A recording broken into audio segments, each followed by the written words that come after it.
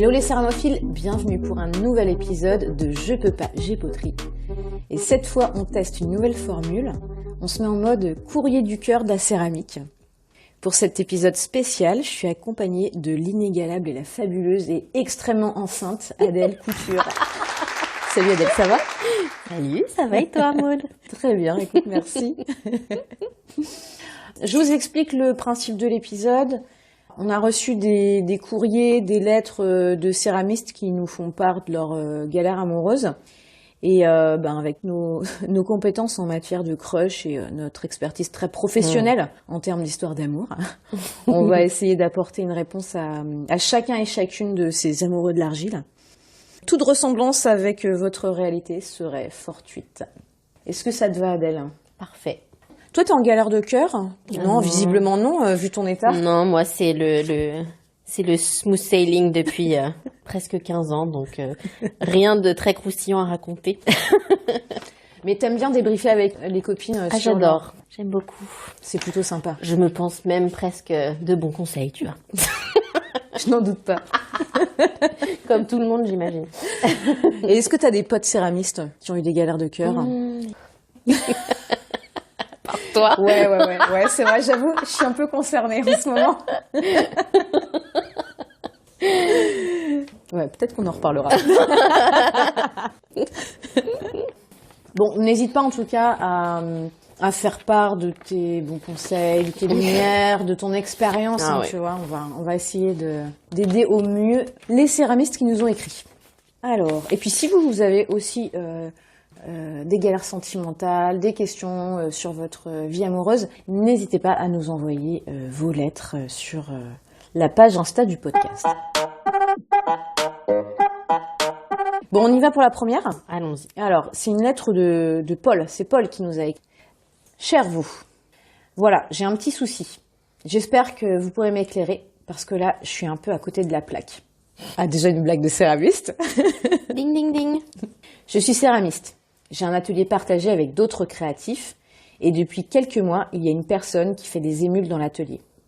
Elle est nouvelle dans le coin, elle a un style hyper original et franchement, son travail me fascine. Mais voilà, je n'arrive pas à savoir si je suis juste impressionnée par son talent ou si c'est autre chose qui se joue ici. Bref, j'essaie de jouer la carte de la distance, de garder une vibe pro, mais c'est chaud. Parce que chaque fois qu'on échange sur nos projets, je sens que l'ambiance devient un peu plus électrique. Paul a beaucoup d'humour. Électrique dans le bon sens du terme, mais quand même. On parle de tout et de rien, mais il y a toujours un truc un peu plus personnel. Je me dis qu'il y a peut-être un début de flirt, mais je n'ai aucune idée de comment gérer ça. On n'est pas dans un atelier où les choses sont carrées et structurées. Au contraire, ici, tout est un peu à l'instinct. Mais ça me met dans une position un peu bizarre. D'un côté, je ne veux pas risquer de foutre en l'air une dynamique de groupe qui marche bien. De l'autre, je ne veux pas me retrouver dans cette situation où je laisse passer une occasion de savoir si quelque chose pourrait se passer. Le souci, c'est que comme on est un peu tous dans la même galère créative, et parfois financière, je ne sais pas si c'est une bonne idée de mélanger amour et argile, surtout avec une collègue. D'un côté, il y a ce côté prend des risques, et de l'autre, l'idée de foutre en l'ambiance de l'atelier me fait flipper. Donc voilà ma question. Est-ce qu'il est vraiment possible de sortir avec quelqu'un qu'on admire pour son travail sans que ça parte en vrille ? Ou au contraire, est-ce qu'il vaut mieux laisser l'atelier comme une zone neutre, une sorte de non-territoire pour les relations ? Bref, je suis un peu perdue. Si vous avez un avis, je suis preneur. Merci d'avance, Paul. Ok, Paul. C'est pas facile. C'est pas facile, hein. Donc là, on est plutôt sur un registre. Est-ce que on peut mélanger travail et romance ? Ouais. Est-ce que on va niquer l'esprit de groupe ? C'est vrai, hein. C'est un risque, oui. Ça peut être tendu. C'est légitime. Déjà, est-ce qu'on a toutes les infos sur cette autre personne là, cette céramiste hyper sympa ? Est-ce qu'elle reste longtemps ? Est-ce que l'idée c'est qu'elle reste c'est juste quelqu'un qui passe comme ça dans l'atelier, comme c'est parfois le cas. Bon, on s'en fout un peu, mais est-ce qu'elle a le projet elle d'ouvrir un atelier toute seule après ? Moi, j'aurais tendance à dire s'il n'y a pas de business entre eux, faut tenter le coup. Ouais, et puis surtout, en fait, en vrai, dans les ateliers partagés, comme ça, il y a toujours des histoires, que ce soit amoureuses ou pas, il y a toujours des désaccords, des mésententes, des gens qui partent, des gens qui arrivent, c'est la vie, quoi. Puis ça fait partie du game, hein, je pense, Bah, hein. ouais. Après, le côté, voilà, être impressionné par son travail, il faut qu'il s'interroge quand même, Paul, là-dessus. Est-ce que c'est plus il est séduit par son boulot, par sa technique, ses compétences, ou par la personne, tu vois? Parce que je pense que des fois, ça peut jouer des tours. Ouais, tu crois? Est-ce que c'est pas le prolongement de la personne, son travail? Ouais, c'est aussi. Ouais, j'avoue, c'est vrai. Et puis, quelle est aussi la relation de cette meuf avec les autres? Ouais, grave. Sûr. Est-ce que Paul s'est assuré qu'il n'y avait pas d'autres personnes qui étaient en crush sur cette nénette-là? Ah ouais, oh là là. Parce que là, ça peut foutre une Façon ambiance, triangle, carré amoureux. On voit toutes sortes de choses dans cette vie. Ouais. Ouais, après, peut-être que l'idée, c'est aussi, si jamais il se passe quelque chose, c'est de pas forcément en faire étalage à l'atelier toute la sainte journée, quoi. De pas forcément rentrer les gens dans tes histoires de cœur. Vous pouvez vivre ça un peu en dehors. Et puis si ça devient sans sérieux... cacher forcément ou quoi, mais... Oui, absolument. Pas obligé non plus d'inviter tout le monde dans l'histoire. Ça peut aussi être une façon de préserver l'ambiance de groupe, quoi. Puis c'est un côté en plus un peu sympa, hein, l'interdit, voilà, le fait d'être caché.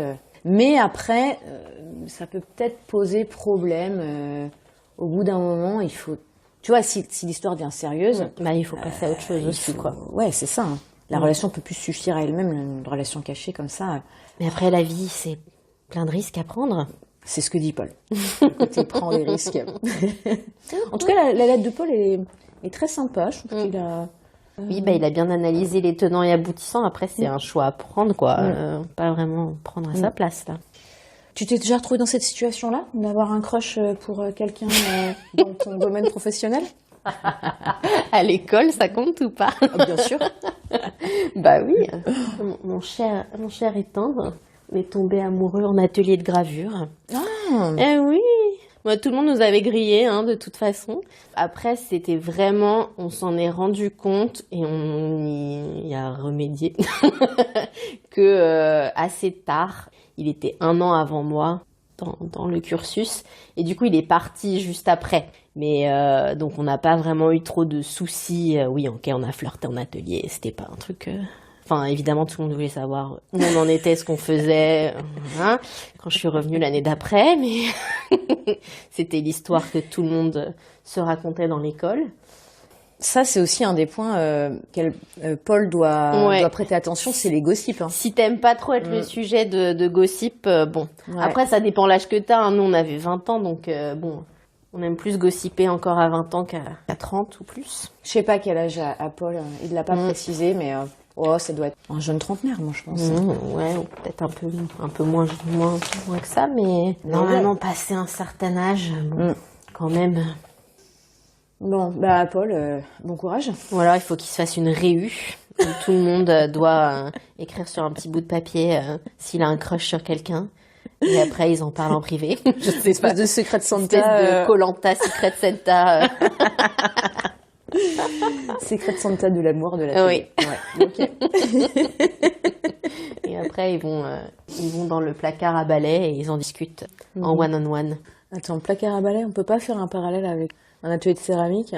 Je sais pas, l'endroit où... La salle du four. Comment ça s'appelle, tu sais, dans... C'est pas juste Kiln Room? Et il y avait la pièce de séchage. Ah oui. Drying room. Ouais, drying room. Ouais. Tout simplement, tu sais, les Anglais sont pragmatiques. Hein. C'est vrai. Bon, ça, en tout cas, ça pourrait être le lieu pour pécho sa go. Bon, Paul, pardon, excuse-moi. Et Jacques, peut-être. On espère qu'on a pu répondre à... On n'a pas vraiment pu répondre. En même temps, au bout d'un moment, il faut suivre. Il faut y aller, Il faut suivre ses instincts. Ouais, suis ton cœur. Tu peux aussi attendre un peu de voir si c'est un vrai crush ou juste un crush sur son travail aussi. Ça peut prendre du temps de lier des liens. Et lier des liens, c'est un petit peu redondant, mais tu vois ce que je veux dire, quoi. Ouais. Lier les cellules de terre.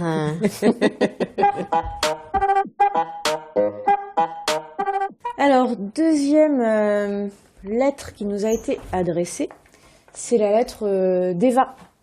Alors, je vous la lis. Hello vous, je me permets de vous écrire parce qu'on m'a dit que vous êtes des pros des situations délicates et franchement, j'en ai une qui me trotte dans la tête depuis longtemps. Déjà, merci Eva. Je savais pas qu'on avait cette réputation-là. Je suis céramiste. J'ai monté mon propre atelier il y a un peu plus de 3 ans Et honnêtement, je vis le rêve. Enfin, à part quelques galères de trésorerie et des coups de stress avant chaque expo, mais ça, c'est un autre sujet. C'est un peu ma bulle créative, mon petit sanctuaire où je peux m'exprimer, faire mes pièces, toucher l'argile et où je me sens libre. Le souci, c'est qu'il y a un problème qui n'a rien à voir avec mes créations. Je suis récemment tombée sous le charme d'un client. Ok. Ou plutôt un mec qui passe souvent à l'atelier. Eva, elle a mis des guillemets là. On ne peut pas dire qu'on a eu une rencontre ultra spectaculaire, genre coup de foudre instantané. Non, c'est plutôt un truc discret qui se construit petit à petit. Il vient souvent pour ses commandes de pièces sur mesure et à chaque fois qu'on parle, il y a une petite étincelle. La complicité est là, mais elle reste floue, un peu flippante aussi. Surtout que je ne suis pas vraiment du genre à mélanger travail et vie perso. Ok Eva, déjà tu cloisonnes, c'est bien. Et là je bloque. D'un côté, je me dis que ça pourrait être sympa de voir où ça nous mène, qu'après tout, l'amour, ça ne se contrôle pas, surtout quand il y a un peu de magnétisme créatif. Mais de l'autre, je suis vraiment pas sûre de vouloir risquer l'équilibre de mon atelier pour une aventure qui pourrait aussi bien se solder par un échec. Franchement, je n'ai pas envie que l'atelier devienne un champ de mine émotionnel. Et je me dis qu'avec des clients, c'est encore plus compliqué. J'ai un peu peur de l'après, du moment où la magie s'estompe et où il faut se retrouver à se croiser tous les jours. Alors je vous le demande, est-ce que c'est vraiment une bonne idée de laisser l'argile se mélanger à l'amour dans mon atelier, ou est-ce qu'il vaudrait mieux que je garde mes distances et mes pièces intactes? Je ne sais même pas si c'est des réelles vibrations ou juste la fatigue de l'hiver qui me joue des tours. Mais ça me turlupine. Et depuis un moment, si vous avez des conseils, je prends tout. Merci d'avance pour vos lumières. Signé Eva. Ok, donc un crush avec un client, comme elle dit, entre guillemets, un mec qui passe à l'atelier, c'est ça qu'elle disait? Ouais. Donc c'est pas quelqu'un qui, en tout cas, est du monde de la céramique. C'est pas un collègue, c'est pas un copain. Mais c'est quelqu'un avec qui elle a une relation commerciale. Donc c'est encore différent, quoi. Voilà, donc il y a de l'argent en jeu. C'est vrai que ça peut être. Mais à quel point c'est un bon client? Parce que là, elle dit carrément de mettre en danger l'équilibre financier de l'atelier, c'est que ça doit être un gros client, quoi. Et qui demande en plus des pièces, qui a cherché des pièces sur mesure. Moi, j'imagine bien, genre, un restaurateur qui lui demande de tourner de la vaisselle. Donc, moi aussi, j'imaginais ça. Ouais, donc ça veut dire que c'est un gros contrat. Faut qu'elle fasse gaffe. Ouais. Surtout, je vois pas trop comment t'amènes le changement de ton dans ce genre de relation, quoi. Pour aller boire un verre ensemble, mais parce que souvent, en plus, c'est des relations qui sont déjà un peu informelles. Mais là, il y a une bascule à faire qui me paraît pas évidente. Après, je suis pas la personne la plus courageuse sur ce genre de truc, hein. Je suis pas très. Je dis ça engage que moi, hein. Il y a des gens qui font de la haute voltige et bravo à eux, mais moi je m'imagine pas partir comme ça. Elle pourrait le laisser faire le premier pas pour voir un petit peu comment ça peut évoluer. Dans ce cas-là, si elle veut pas prendre le risque, mais qu'elle le laisse faire. Ouais, mais après, en prenant le risque que ça dure. Mais est-ce qu'elle sait déjà quelle est la situation de cette personne? Oui, c'est vrai que elle ne nous le précise pas dans sa lettre. Cette petite personne. Elle n'aura pas pris le temps de nous écrire si jamais. C'est vrai que je trouve ça chaud avec un client aussi, ouais. En même temps, c'est sympa, hein. C'est une rencontre qui est spontanée. Ou alors il faudrait se retrouver dans un événement neutre, quoi, en terrain neutre. Genre aller à un vernissage d'un truc ou j'en sais rien, se retrouver à une ouverture de resto, je sais pas ce que fait. Voilà, et là t'es dans un autre cadre encore. Elle le fait elle le fait venir à l'atelier pour une espèce de petite initiation autour, tu vois, ils se rejouent la scène de Ghost ensemble. Ouais, je sais pas, moi je tenterais, t'es plus aventureuse que moi, toi. Ouais, je trouve que la situation précédente de Paul, elle peut plus vite foutre le bordel, tu vois, dans l'ambiance de travail. Bon, là, c'est un client, ok, elle peut perdre un client, mais si jamais ça marche pas, mais elle en trouvera d'autres. Ouais.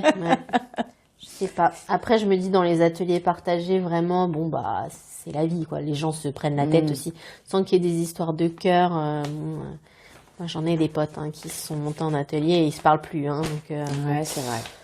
Et le client, je sais pas. Moi, c'est plus genre comment t'introduis l'idée que le client te plaît, quoi. Sachant qu'en plus, tu dépends de ses sous, quoi. T'es doublement vulnérable, quoi. Mais c'est vrai qu'elle précise pas dans sa lettre non plus si c'est réciproque. Oui. Elle est récemment tombée sous le charme, mais on ne sait pas ce qu'il en est de lui. Elle dit qu'il y a une petite étincelle quand même. Mais bon, parfois, tu peux être tout seul dans ta tête à percevoir si l'étincelle. Non, il faut tenter, hein. Il faut tenter, Eva, en fait. Hein. Essaye de provoquer... Moi, je trouve que le terrain neutre, c'est pas mal. Ok. Genre décaler toute cette petite histoire dans un autre contexte pour voir qu'il n'y ait pas de relation client en dehors de l'atelier, quoi. Ah, ok, d'accord. Trouver une occasion ou un lieu sans dire forcément viens pour un date, tu vois. Faut que ça se présente aussi, quoi. Il y a une galerie qui ouvre. Mais je trouve ça un peu cliché aussi. Ils discutent régulièrement, qu'ils ont des choses qu'ils aiment en commun, ou je sais pas. Je trouve ça un peu cliché, la galerie. Ok, pas la galerie alors. Mais en même temps, pas un resto, pas un cinoche. Ouais, ou même un ciné, ouais. Après, c'est vraiment old school, quoi. C'est pas mal. Un drive-in, même. Et on peut pas imaginer un truc autour de la céramique. La séance d'initiation, ce serait pour le 2e ou 3e date, quoi. Oui. Ok. Bon, et puis en tout cas, la fatigue de l'hiver, ouais. Moi, je comprends tout à fait ça. Effectivement, quand on se retrouve après Noël dans son atelier avec la descente d'émotions, là, après les marchés de Noël, toute la grosse prod. La chute d'hormones. La chute d'hormones, ouais. La chute d'hormones post-marché de Noël, c'est ça. C'est ça. On t'a croisé plein de monde et tout, on t'a complimenté. Ouais, je comprends qu'elle a envie un petit peu de se sentir désirée à cette période-là. Donc, elle se fait peut-être des films, Eva, en fait. C'est pour ça que je me dis qu'il ne faut pas trop obvious non plus, pas trop évidente, parce qu'après, tu peux pas rétro-pédaler. Tu as quand même une relation de business avec cette personne. Si après, la personne, elle ose plus passer ta porte, c'est un peu con. Et il faut qu'elle fasse attention à ses émotions.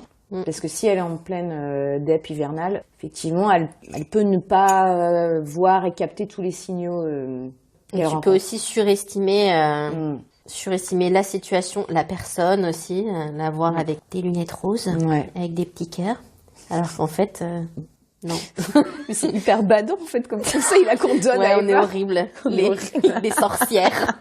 En fait, ce mec est moche et con, mais tu t'en rends pas compte parce que t'es dans le brouillard de ta dépression post-Noël. Continue à le voir comme un porte-monnaie sur pattes. Bon, attends l'été, Eva. Voilà, notre conseil, c'est attends l'été. Bon, Eva, j'espère qu'on a répondu quand même à tes attentes. J'ai un petit doute. C'est pas cool. Mais en tout cas, n'hésite pas, Eva, à nous renvoyer des news de ton affaire. Mais oui, on veut savoir la suite.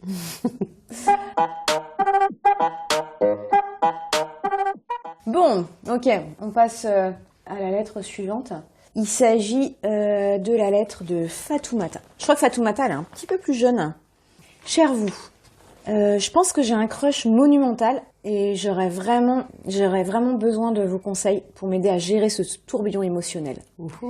Je suis en 3e année de mon école de céramique et depuis le début de l'année, il y a cette fille, Zoé, une camarade de mon atelier. Alors attends, déjà Fatoumata, elle utilise le terme camarade. Une camarade de mon atelier douée de dingue, toujours avec des bagues couvertes d'argile et un sourire qui donne envie de sculpter des trucs pour elle. Depuis quelques semaines, impossible de la sortir de ma tête. Elle est gentille, drôle, créative. Elle est tout le temps en train de me complimenter sur mon travail, mes motifs, mes idées. Bon, rien de trop révélateur, mais ça me met des papillons dans le ventre. Et plus ça va, plus je rêve qu'on fasse plus que modé côte à côte. La question, c'est que je n'arrive pas à savoir si c'est une bonne idée de lui dire ce que je ressens. Déjà, je n'ai aucune idée si elle est intéressée par les filles.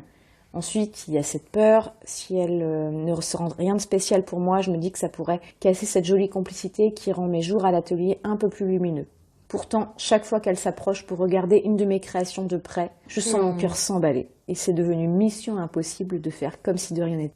Alors je fais quoi? J'attends que ce crush passe comme il est venu? Je prends mon courage à deux mains et je lui propose un café après les cours sous prétexte de discuter de projets artistiques. Je ne veux pas en faire des tonnes. Juste trouver une petite porte d'entrée pour voir si on est, sur la même longueur d'onde. Merci de m'aider à démêler ce mélange de sentiments et d'argile. Non. Fatoumata. Ça me rappelle bien des choses. C'est trop mignon.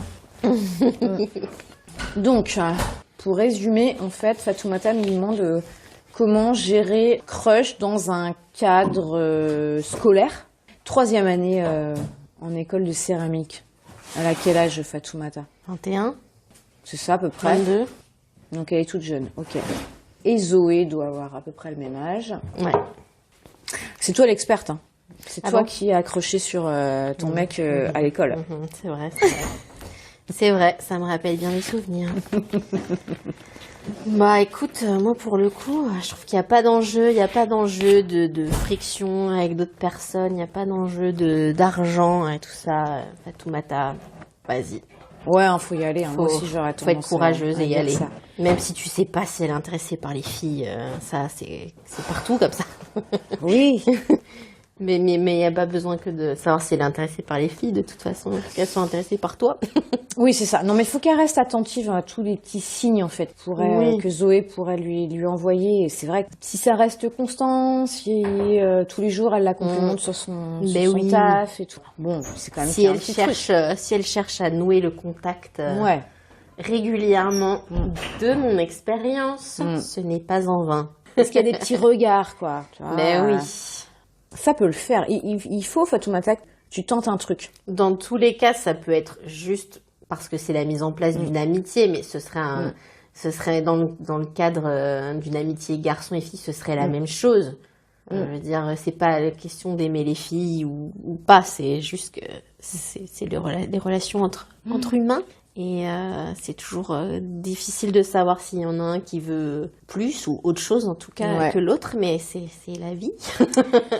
C'est la vie émotionnelle. Et je pense que là, faut se lancer. Après, t'es pas obligé de donner toutes tes cartes d'un coup. Non, c'est ça. Et puis, elle n'est pas obligée d'être sur un mode séduction tout de suite. Oui, voilà. Effectivement, au début, ça peut être juste amical. Voilà, comme quand on rencontre une personne, on s'entend bien, on matche bien. Oui, oui. Et puis voilà. Et puis après, mettre en place un petit jeu de séduction et voir comment la personne réagit. Ouais. Après, elle peut aussi la stalker sur les réseaux sociaux et puis voir... À ne pas reproduire chez vous. Oh là là, mais si. Tout le monde le fait, attends. Oui. Ouais, et puis ça peut donner en plus plein de belles choses, hein, si elles sont toutes les deux dans le même domaine, si elles aiment travailler pareil. Tu vois, on en revient peut-être à l'histoire de Paul, là, du début. Ça peut donner lieu à une collaboration. Oui, il faut pas voir que l'angle où ça peut mal se passer. Il faut penser aussi à si ça se passe bien, tout ce que ça peut t'apporter.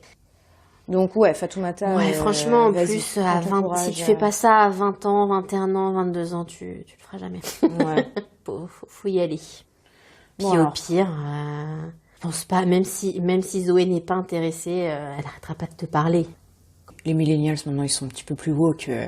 Tu veux dire les Gen Z? Ah, les Gen Z, ouais, c'est ça, mais oui. C'est même des alphas presque, hein, je crois. Ah ouais, ils sont plus hauts que les boomers. Hein. Ouais, ben ça, c'est pas dur, mais... Mais moi, je me souviens que il y avait des potes qui m'ont déjà fait des propositions, quoi. C'était pas comme ça que je les voyais, et puis ça restait mes potes. Hein. Faut pas se dire qu'après la personne te voit autrement et se dit pas forcément. Non, ça dépend comment t'amènes le truc aussi. Ouais. Si t'amènes le truc de façon très dégueu, la personne peut te voir autrement après, forcément. Genre, c'est comme ça que cette personne flirte. Ah, d'accord. Bon, ok. J'avais pas imaginé ça, mais si t'es pas trop gênant. mais c'est ça aussi. Insistant. Comment gérer la gênance après? Parce que si Zoé, elle dit non, c'est quand même chaud après de reprendre la vie à l'atelier et tout ça. Et si du coup ça casse quelque chose et qu'elles peuvent plus rester amies? Ouais, je sais pas. De mon expérience, la meuf qui se la raconte, ça m'est arrivé plusieurs fois et c'est gênant pendant quelques semaines, quelques mois parfois. Et après, ça passe. Oui, quand tu vois plus la personne, quoi, en fait. Non. Non, mais par contre, ça dépend avec qui. Parce qu'une fois, c'était à une soirée, vraiment. Et du coup, on a circonscrit cette histoire à la soirée. Et on n'a jamais reparlé. Et voilà, c'était fini. Le sujet était clos. Et voilà. Genre, le conseil qu'on pourrait donner à Fatoumata, c'est de passer une soirée, de boire... Soit saoul. Ouais, ok. Et après, Zoé, si elle veut pas, elle se dira « Ah non, mais c'est bon, elle était bourrée. » Moi, ça m'est arrivé. Je me suis dit, moi, il avait juste trop bu. Oublie. Après, si tu bois pas, fais semblant. Non mais ça c'est des conseils hyper problématiques hein. De daronne quoi. Non Fatoumata, bois pas pour... Non, mais tu peux faire semblant. Hein. Ah ouais. Ah tu joues la meuf bourrée, ouais. Ok. Ouais. Moi, je suis pas trop d'avis que tu devrais laisser passer ce truc. Il faut tenter, effectivement. Bah oui. Il faut tenter. Hein. Il n'y a aucun enjeu, mis à part un petit peu de gênance. En plus, c'est pas genre comme si c'était ta meilleure pote non plus. Quoi. Ouais, c'est ça. Vous êtes potes, vous vous appréciez. Au pire, voilà, si elle réagit mal et qu'elle te fait la gueule, voire qu'elle arrête de te parler, bah, c'est que c'était pas la meuf aussi stylée que t'imaginais, déjà d'une. De deux, ce qui va te manquer, c'est des interactions quotidiennes, et puis, ouais, c'est pas ta meilleure pote, quoi. Et puis, il y a peut-être d'autres meufs potables aussi dans la... Oui, voilà. Donc, tout à fait. T'en trouveras d'autres. Oui. C'est de pire en pire. De pire en pire, ouais. Les daronnes. Les daronnes sont là. De rien, Fatoumata. Ne nous remercie pas. Non, mais en vrai, vas-y, lance-toi. Et en plus, déjà, tu seras fière de l'avoir fait. Et ouais, peut-être, sois pas non plus forcément trop frontale, quoi, dans ton approche. Ouais. Ça dépend de la vibe de Zoé aussi. Si c'est quelqu'un d'hyper direct, honnête et tout, ça peut lui plaire. Mais ça dépend de la personne que tu as en face de toi. Mais fais-le aussi d'une façon à ce que ça te ressemble, quoi. Mais alors, attends, je pense à un truc, mais si Zoé, en fait, c'est une manipulatrice, perverse narcissique... N'écoute pas. En fait, Fatoumata, elle va se mettre en galère, quoi. Oui, mais ça, c'est dans n'importe quelle relation. Ouais, c'est vrai. C'est la roulette russe. C'est comme ça. N'écoute pas, elle est pas comme ça. Bon, ok. Elle est adorable. Tu le dis toi-même, elle est très gentille. Bon, ils sont toujours comme ça. Non, je déconne. Ils sont toujours comme ça au début. Ah ouais, si vous êtes céramiste et que vous avez eu affaire à un pervers narcissique, franchement, écrivez-nous. Hein. J'adorerais lire vos lettres. Bon, ok, donc Fatoumata, faut qu'elle tente un truc. Et tu nous tiens au courant, bien évidemment, de comment s'est passée cette histoire. Et si jamais c'est une perverse narcissique ou pas, quoi. Aussi. On sache. Pas d'anecdote de ton côté avec des céramistes Bah, pas des céramistes, du coup, parce que j'ai commencé la céramique tard, moi. Ouais, plutôt à l'école, ouais. Oui, j'ai moult anecdotes, oui. Ok. Que tu ne veux pas forcément partager ici. Bah, à part mon mec, vu qu'on est mariés maintenant, c'est-à-dire que c'est plus vraiment un secret pour grand monde, et que ça fait 15 ans qu'on est ensemble. Est-ce qu'à l'atelier qu'on partage, tu penses qu'il y a des couples qui pourraient se former sans donner de nom? Je peux hein. pas dire les noms. On change les noms. Attends, oh, c'est croustillant ça. Il y a pas beaucoup d'hommes, donc il va falloir. Ouais. Et en plus, c'est quand même plutôt des boomeuses, et elles m'ont pas trop l'air. Oh, quoique. Il y a quelques célibes hein, quand même. Hein. Moi, je sais qui je daterais si j'étais. Oui. Ouais. Ok. Elle est trop mignonne. Tu vois pas qui c'est? Elle est conteuse. Oui, Quel ange. Mais tu te taperais une vieille donc. Pas trop de daddy ou de mommy chou. Pas comme toi, Maud. Mais si j'avais son âge, quoi. Ouais, je comprends. En plus, elle est belle, je trouve. Okay, ouais. Et elle est si mignonne, elle est si douce et gentille. Ouais. On l'aime. Bon, C'est ma préférée. Ne le dis pas aux autres. Bon, moi, je pense que j'aurais daté aussi.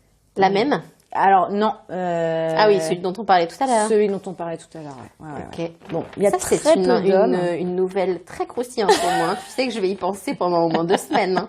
Ça va m'occuper jusqu'à la naissance de mon bébé. Oh putain, Maud. Merci, ça me fait penser à autre chose. Ça te fait ta journée. Oui, moi j'ai des pensées intrusives qui durent un certain temps et je sais les identifier maintenant. Ça va être dans ma boucle. Mais écoute, ce monsieur-là, dont on parle à l'atelier, n'empêche qu'il a un sacré pouvoir de séduction. Toutes les nanas, elles sont, ouais, elles sont il a sur lui. aussi l'effet le seul homme dans la pièce. Hein. Oui, mais ils sont pas tous comme ça. Parce que moi j'étais dans l'édition aussi. Hein. Ouais. On peut te dire que l'effet le seul homme dans la pièce, ça rend beau n'importe quel boug. Après, en l'occurrence, ce monsieur est adorable. Oui. Et Il a un peu un truc 68 tard, mais qui est pas devenu facho. Ouais, voilà. Ce qui est quand même rare, assez rare pour qu'on le dise, qu'on s'en réjouisse. Et il est pareil, il est tout doux, il est calme. Il est pas dans la séduction. Il s'intéresse beaucoup aux autres. C'est ça. Très mignon. Il est déconstruit. Oui, pas toujours. Hein. Pas toujours. Ok. J'ai un voile devant les yeux. Non. Quand on a parlé de l'abbé Pierre la semaine dernière, il a dit ah oui, mais le problème, c'est les prêtres qui n'ont pas le droit de faire du sexe. Le problème, c'est les gens qui violent. Non, je sais pas. Je suis pas sûre que. Oui. Voilà. Non. Et c'était pas la première fois. Ah mince. Ah bah là, du coup, ça casse un petit peu merde. son image. Oh. Ouais, bon, écoute. Maud, je suis désolée. Je suis vraiment l'oiseau de mauvais augure dans cette émission. Écoute, ça n'a pas d'importance, mon cœur n'est plus à prendre. Mais oui, je sais bien. Tu veux pas en parler, tiens? Non, les gens ont qu'à suivre mes stories. Bah écoute, c'est parfait. On voit comment cet épisode fonctionne. Si ça vous a plu, vous n'hésitez pas à nous le dire, comme ça on pourra vous en proposer d'autres. Et puis, n'hésitez pas à nous envoyer aussi vos courriers, vos demandes de conseils. On peut encore y répondre. Là, Adèle n'accouche pas tout de suite. Non. Donc peut-être qu'on a encore un petit peu le temps pour faire un ou deux épisodes. En tout cas, si ça vous a plu, n'hésitez pas à nous le dire. Et puis, merci beaucoup Adèle. Bon courage pour les dernières semaines. Écoute, pour l'instant, tout va bien.